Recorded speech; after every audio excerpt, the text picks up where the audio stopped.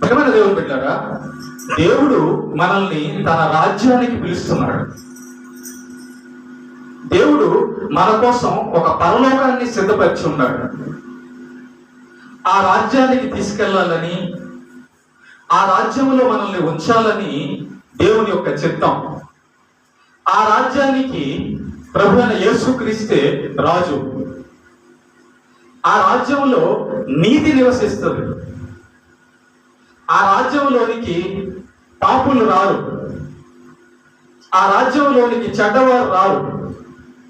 ఆ రాజ్యంలో కులమతాల భేదాలు ఉండవు. ఆ రాజ్యంలో మరణం ఉండదు. ఆ రాజ్యంలో ఆకలి బాధలు ఉండవు. ఆ రాజ్యంలో పేదవారని ధనికులని తేడా ఏమి ఉండదు. అక్కడ నీతి నివసించును. అలాంటి రాజ్యంలోకి దేవుడు తీసుకెళ్లాలనుకుంటున్నాడు. అలాంటి వాడు మన ప్రభువు. కాబట్టి ఒకసారి ఆలోచించండి, ఆ నీతి గల ఆ రాజ్యంలోకి వెళ్తే మనకు బాగుంటుందా? ఆ నీతిమంతుడైన దేవుణ్ణి మన ప్రభువుగా, మన అధికారిగా మనం పెట్టుకుంటే మనల్ని పరిపాలించడానికి మన జీవితం బాగుంటుందా? ఇప్పటి వరకు మనం జీవించిన జీవితాన్ని గమనిస్తే, ప్రేమైన దేవుని పిల్లరా, ఇప్పటి వరకు మన జీవితాన్ని జీవితం గమనిస్తే అంతా తప్పు తడికలే కదా. ఎక్కడ మన జీవితం పడిపోయింది, ఎక్కడ మన జీవితం దారి తప్పిందంటే మన సొంత ఆలోచన ప్రకారం నడుస్తున్నప్పుడు. ఎక్కడ మన జీవితం మనం చెడ్డవాళ్ళుగా పిలువబడుతున్నామంటే మన స్వబుద్ధిని ఆధారం చేసుకున్నప్పుడు. కనుక మీ హృదయముల యందు క్రీస్తును ప్రభువుగా ప్రతిష్ఠించుకొనుడి అని చెప్పి దేవుడు మనకు రాయించాడు. అవునండి, మనకంటూ ఒక పరిపాలకుడు కావాలి. మనకంటూ ఒక మనిషికి నడిపించేవాడు కావాలి.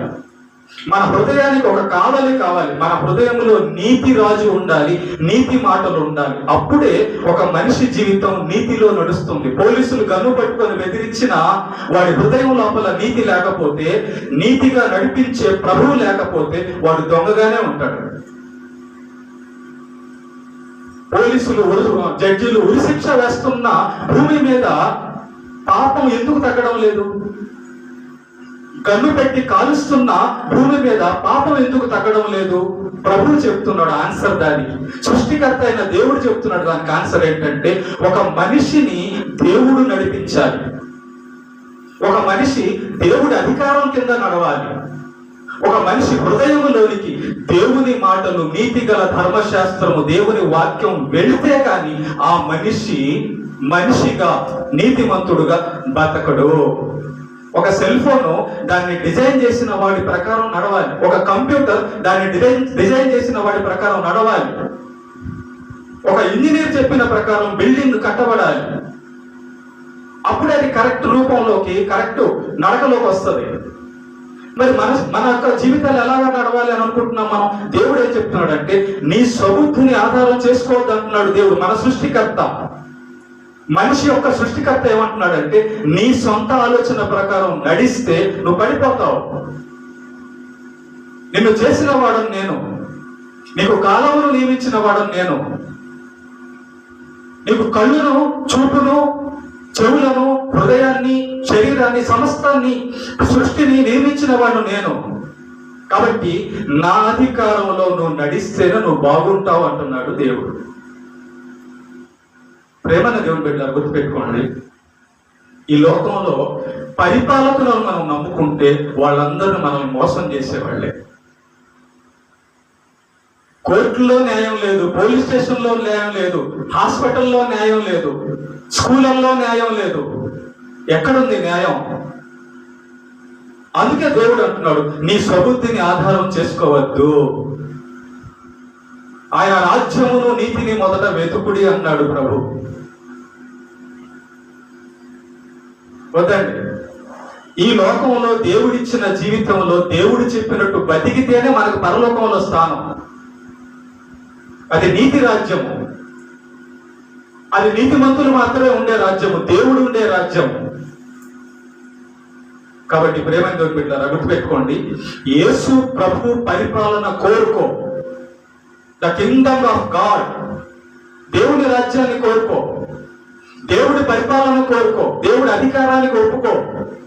దేవుడు చెప్పినట్టు నడవడానికి ఇష్టపడు. అప్పుడే నువ్వు నీతిమంతుడు అవుతావు.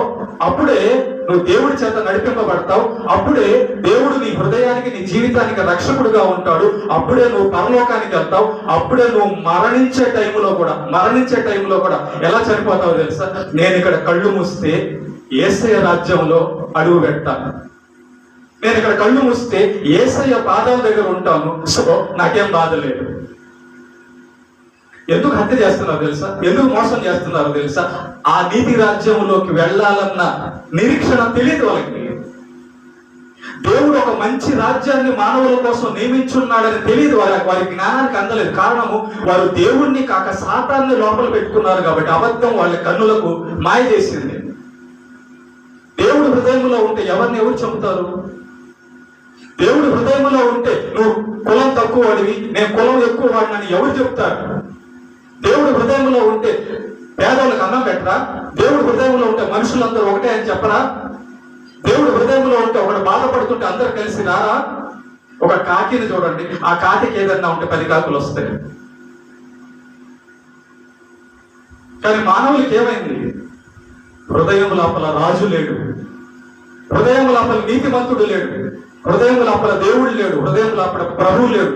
కాబట్టి తమ ఇష్టానుసారమైన సాతాన్ని లోపలికి ఉంచుకొని భయంకరమైన పాపంతో మునిగిపోయింది. దేశాలకి ఓడలు ఎందుకు ఏర్పడ్డాయి? ఆ దేశాన్ని ఈ దేశం కాల్చుకుంటుంది, ఈ దేశాన్ని ఆ దేశం కాల్చుకుంటుంది. కారణం ఏంటంటే లోపల దేవుడు లేడు. మాకు మనిషి ప్రధానమంత్రి కావాలనుకుంటున్నారు, కానీ ఆ మనిషే ప్రజలను మోసం చేస్తున్నాడు. మాకు ఫలానా ముఖ్యమంత్రి కావాలనుకుంటున్నారు, ఆ ముఖ్యమంత్రులే ప్రజల దగ్గర 1000 కోట్లు దోచుకొని స్విస్ బ్యాంక్ లో పెట్టుకుంటున్నారు. మాకు ఎమ్మెల్యే కావాలనుకుంటున్నారు, ఆ ఎమ్మెల్యేనే ప్రజల డబ్బులు దోచుకొని కోటీశ్వరుడు ఎమ్మెల్యే అవుతున్నాడు, పేదోడు అట్టగా ఉన్నాడు. ఏంటి కారణం? మనుషులు దేవుణ్ణి కోరుకోక మనిషిని పరిపాలకుడుగా కోరుకోవడం. అదే సమూయేలుతో చెప్పాడు దేవుడు, సమూయేలు, ఈ మనుషులు నన్ను పరిపాలకుడుగా కాకుండా మనిషిని రాజుగా నియమించుకుంటున్నారయ్యా. కాబట్టి నేను మనిషికే వదిలిపెడుతున్నాను. నేను మనిషినే వదిలిపెడతా. ఒక మనిషిని పరిపాలిస్తే ఎలాగుంటుందో మీరు తెలుసుకోవాలి, మీకు బుద్ధి రావాలని దేవుడు ఈ ప్రపంచానికి మనుషులను రాజులుగా నియమించేశాడు. ఇప్పుడు చెప్పండి, మనుషులు పరిపాలిస్తున్న ఏ దేశం బాగుంది? మనుషులు పరిపాలిస్తున్న ఏ రాష్ట్రం బాగుంది? చెప్పండి.